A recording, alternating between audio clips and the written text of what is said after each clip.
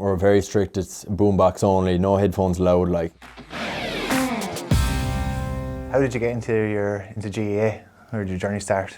Probably out the back garden, as most of them do. You know, my brother and sister just playing, the parents kind of overlooking, stepping in then when we got too rough. So yeah, just going down to the field then around under sixes, under eights, getting going with the local club team in Adair. All the way up then, kind of just played both hurling, football, all the way up till minor, and then at that stage you kind of have to kind of make a choice. So I went with the football and went on then, kind of didn't really have much aspirations about playing for Limerick at the time. I was playing a few other sports, playing a bit of rugby, a bit of soccer, did a good bit of horse riding as well.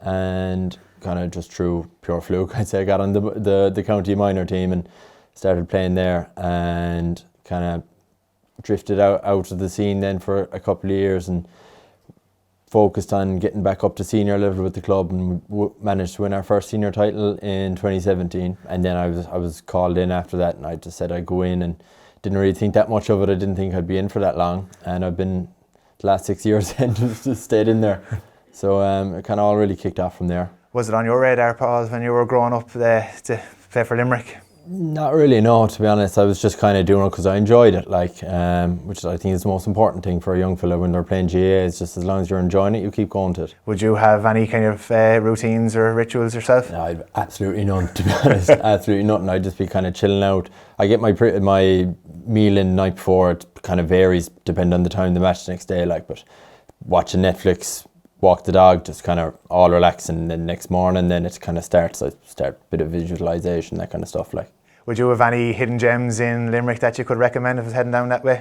Yeah, like, so my hometown of Adair, there's loads of spots if you're into the coffee or doing walks, like you can pop along the river walk there in Adair and into Adair Manor then if you've a bit of cash to spend as well, like. So Paul, who's the toughest opponent you'd come up against in training in Limerick? Tough question. I'd say probably Brian Donovan. Like, he's so nippy, like so hard to get a hold of. He never stops moving. So yeah, he'd definitely be the one that I'd be throwing my eyes up to heaven when our names are called out together on the opposite teams. Like, who'd be the biggest motivator within the Limerick panel?